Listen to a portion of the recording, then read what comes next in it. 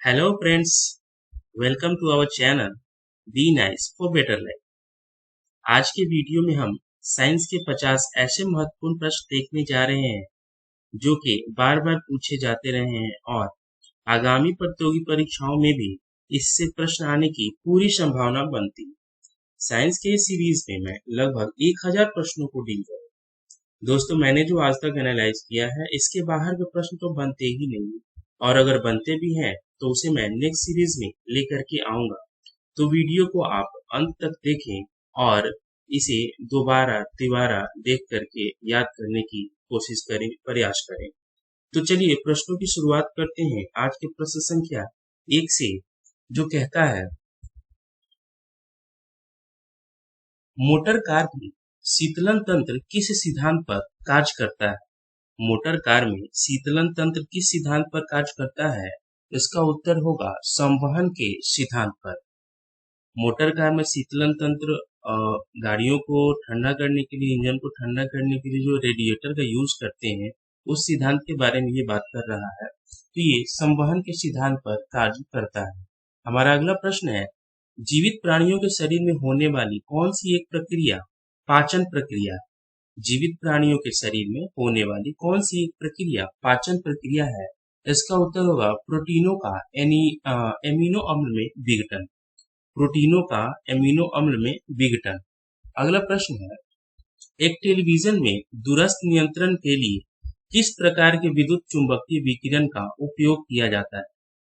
प्रश्न एक बार फिर, एक टेलीविजन में दूरस्थ नियंत्रण के लिए किस प्रकार के विद्युत चुंबकीय विकिरण का उपयोग किया जाता है?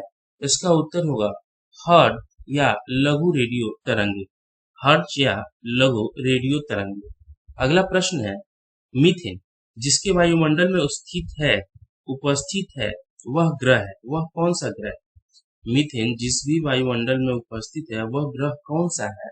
उत्तर होगा बृहस्पति ग्रह। उत्तर होगा बृहस्पति ग्रह। अगला प्रश्न है, प्रोटीन के पाचन में कौन सहायक एंजाइम होता है? प्रोटीन के पाचन में कौन सहायक एंजाइम होता है? इसका उत्तर होगा ट्रिप्सिन। ट्रिप्सिन जो है सो प्रोटीन के एक पाचन में सहायक एंजाइम के तौर पे काम करता है। अगला प्रश्न है, उन देशों में जहां के लोगों का मुख्य खाद्यान्न पॉलिश किया हुआ चावल है, वो किस रोग से पीड़ित रहते हैं या पीड़ित होते हैं? प्रश्न का प्रश्न ये कह रहा है कि जो लोग पॉलिश किया हुआ चावल खाते हैं वो किस रोग से पीड़ित होते हैं?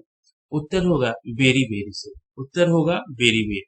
अगला प्रश्न है, मांसपेशियों में किसके एकत्र होने से थकान होती है? मांसपेशियों में किसके एकत्र होने से थकान होती है? तो उत्तर होगा लैक्टिक एसिड, लैक्टिक अम्ल। लैक्टिक अम्ल की अधिकता के कारण मांसपेशियों में थकान होती है, जॉइंट्स में दर्द होता है। अगला प्रश्न है, प्रकाश वर्ष क्या होता है? प्रकाश वर्ष क्या होता है? उत्तर होगा एक वर्ष में प्रकाश द्वारा तय की जाने वाली दूरी को हम एक प्रकाश वर्ष कहते हैं। एक वर्ष में प्रकाश द्वारा तय की जाने वाली दूरी को प्रकाश वर्ष कहते हैं। अगला प्रश्न है, समुद्र की गहराई नापने के लिए कौन सा उपकरण प्रयोग किया जाता है? समुद्र की गहराई नापने के लिए कौन सा उपकरण प्रयोग किया जाता है? तो इसके लिए फेदोमीटर जो है सो उपयोग किया जाता है। अगला प्रश्न है, कंप्यूटर की आईसी चिप्स किस पदार्थ की बनी होती है? कंप्यूटर की आईसी चिप्स किस पदार्थ की बनी होती है? इसका उत्तर होगा सिलिकॉन की। इसका उत्तर होगा सिलिकॉन की। अगला प्रश्न है, वह काल्पनिक रेखा जो फोकस एवं पोल से गुजरते हुए गोलाकार दर्पण पर पड़ती है वह कहलाती है। वह काल्पनिक रेखा जो फोकस एवं पोल से गुजरते हुए गोलाकार दर्पण पर पड़ती है वो क्या कहलाती है? इसका उत्तर होगा मुख्य अक्ष। वो मुख्य अक्ष कहलाती है। अगला प्रश्न है, अगर किसी वस्तु का फोकस अवतल दर्पण पर पड़ता है तो उसकी छाया कैसी बनेगी? अगर किसी वस्तु का फोकस अवतल दर्पण पर पड़ता है उसकी छाया कैसी बनेगी? उत्तर होगा अनंत।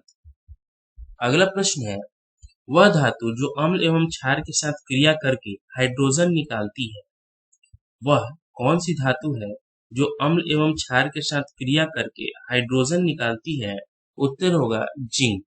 जिंक एक ऐसी धातु है जो एसिड और बेस के साथ रिएक्शन के दौरान रिएक्शन करके हाइड्रोजन निकालती है। अगला प्रश्न है, जीव विज्ञान शब्द का प्रयोग सर्वप्रथम किसने किया? जीव विज्ञान शब्द का प्रयोग सर्वप्रथम किसने किया था? उत्तर होगा लैमार्क एवं ट्रेविरेनस ने। लैमार्क और ट्रेविरेनस। अगला प्रश्न है, कार्य का मात्रक क्या होता है? कार्य का मात्रक क्या होता है? उत्तर होगा जूल। जूल जो है सो वर्ग का यूनिट होता है। अगला प्रश्न है, प्रकाश वर्ष किसकी इकाई होती है? प्रकाश वर्ष किसकी इकाई होती है? तो अभी अभी मैंने बताया था, ये दूरी की इकाई होती है। उत्तर होगा दूरी। अगला प्रश्न है, एक ही प्रकार के परमाणुओं से मिलकर बना पदार्थ क्या कहलाता है?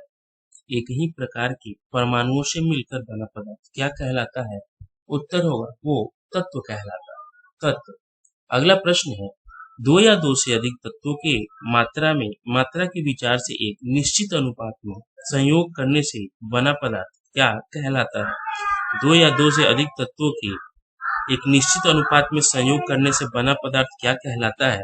उत्तर होगा यौगिक।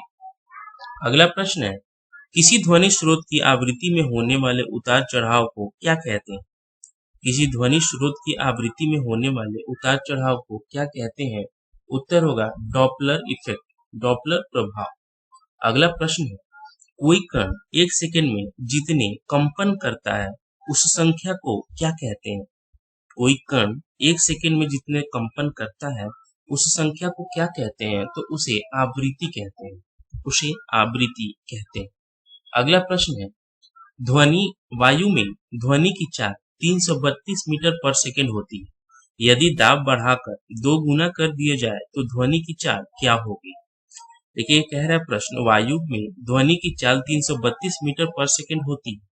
यदि दाब बढ़ा करके 2 गुना कर दिया जाए तो ध्वनि की चाल क्या होगी? तो ध्वनि की चाल 332 मीटर पर सेकंड, 332 मीटर पर सेकंड होगी। अगला प्रश्न है, चूने में पानी मिलाने पर कौन सी गैस निकलती है? चूने में पानी मिलाने पर कौन सी गैस निकलती है? उत्तर होगा कार्बन डाइऑक्साइड गैस। जब हम चूने में पानी को मिलाते हैं तो इससे कार्बन डाइऑक्साइड गैस का उत्सर्जन होता है। अगला प्रश्न है, पारसेक किसकी इकाई है? पारसेक किसकी इकाई है? उत्तर होगा दूरी की। उत्तर होगा दूरी की। अगला प्रश्न है, कौन धातु होते हुए भी विद्युत का कुचालक है? कौन जो है धातु होते हुए भी विद्युत का कुचालक होता है? तो सीसा जो है जो एक धातु होता है पर यह विद्युत का कुचालक होता है। अगला प्रश्न है, किस अधातु में धातुई चमक पाई जाती है? किस अधातु में धातुई चमक पाई जाती है? उत्तर होगा ग्रेफाइट और आयोडीन। ग्रेफाइट और आयोडीन। अगला प्रश्न है, एक गुब्बारे में हाइड्रोजन व ऑक्सीजन गैस के बराबर बराबर अणु है। यदि गुब्बारे में एक छेद कर दिया जाए तो क्या होगा? एक गुब्बारे में हाइड्रोजन व ऑक्सीजन गैस के बराबर बराबर अणु है। यदि गुब्बारे में एक छेद कर दिया जाए तो क्या होगा? उत्तर होगा हाइड्रोजन गैस तेजी से निकलेगी। हाइड्रोजन गैस जो है सो तेजी से निकलेगी। अगला प्रश्न है, कपूर के छोटे छोटे टुकड़े जल की सतह पर नाचते हैं। कपूर के छोटे छोटे टुकड़े जल की सतह पर नाचते हैं, ऐसा क्यों? उत्तर होगा पृष्ठ तनाव के कारण, पृष्ठीय तनाव के कारण। अगला प्रश्न है, पानी का घनत्व अधिकतम कितना होता है? पानी का घनत्व अधिकतम होता है 4 डिग्री सेल्सियस, 4 डिग्री सेल्सियस पर। अगला प्रश्न है, यदि दो ग्रह एक ही वृत्ताकार कक्षा में चक्कर लगाते हैं तो उनके एक ही यदि दो उपग्रह एक ही वृत्ताकार कक्षा में चक्कर लगाते हैं तो उनके वेग समान होते हैं। उत्तर होगा उनके वेग समान होते हैं। अगला प्रश्न है, पृथ्वी की परिक्रमा कर रहे एक उपग्रह से एक पैकेट छोड़ दिया जाता है तो क्या होता है? उत्तर होगा उपग्रह के साथ उसी चाल से पृथ्वी की परिक्रमा करेगा। उपग्रह के साथ उसी चाल से पृथ्वी की परिक्रमा करेगा। अगर पृथ्वी की परिक्रमा कर रहे एक उपग्रह से एक पैकेट छोड़ दिया जाता है या कोई एक वस्तु छोड़ दिया जाता है तो वो उपग्रह के साथ उसी चाल से पृथ्वी की परिक्रमा करेगा। अगला प्रश्न है, हरी मेहंदी में कौन सा पदार्थ पाया जाता है? जो हरी मेहंदी होती है वो कौन सा पदार्थ उसमें पाया जाता है जिससे वह लाल हो जाती है? उत्तर होगा लासोन। उसमें लासोन की मात्रा पाई जाती है जिसके कारण वह लाल हो जाती है। अगला है यंग प्रत्यास्थता गुणांक का एसआई मात्रक क्या होता है? यंग प्रस्ताव गुणांक का एसआई मात्रक क्या होता है? उत्तर होगा न्यूटन पर मीटर स्क्वायर। न्यूटन पर मीटर स्क्वायर। अगला प्रश्न है कैंडेला किसका मात्रक है? कैंडेला मात्रक होता है ज्योति तीव्रता का। कैंडेला जो है वो मात्रक होता है ज्योति तीव्रता का। अगला प्रश्न है जल एक यौगिक है क्योंकि? उत्तर होगा इसमें रासायनिक बंधों से जुड़े हुए दो भिन्न तत्व होते हैं। इसमें रासायनिक बंधों से जुड़े हुए दो भिन्न तत्व होते हैं, इसीलिए जल एक यौगिक। अगला प्रश्न है वह विज्ञान जिसका संबंध जीवधारियों के अध्ययन से होता है क्या कहलाता है? वह विज्ञान जिसका संबंध जीवधारियों के अध्ययन से होता है वह जीव विज्ञान कहलाता है। अगला प्रश्न है फाइकोलॉजी में किसका अध्ययन किया जाता है? फाइकोलॉजी में किसका अध्ययन किया जाता है? उत्तर होगा शैवाल का। फाइकोलॉजी के अंतर्गत शैवाल का अध्ययन किया जाता है। जूल किसकी इकाई है? जूल किसकी इकाई है? तो जूल ऊर्जा की इकाई होती है। अगला प्रश्न है मात्रकों की अंतरराष्ट्रीय पद्धति कब लागू की गई? मात्रकों की अंतरराष्ट्रीय पद्धति कब लागू की गई? तो ये 1971 में लागू की गई थी। 1971 में लागू की गई थी। अगला प्रश्न है चमगादड़ अंधेरे में उड़ते हैं क्यों? चमगादड़ अंधेरे में उड़ते हैं क्योंकि चमगादड़ पराश्रव्य तरंगे उत्पन्न करते हैं। चमगादड़ पराश्रव्य तरंगे उत्पन्न करते हैं, इसीलिए वो अंधेरे में भी उड़ने की क्षमता रखते हैं। अगला प्रश्न है बर्फ में स्केटिंग करना प्रदर्शित करता है कि दाब बढ़ने पर बर्फ का गलनांक।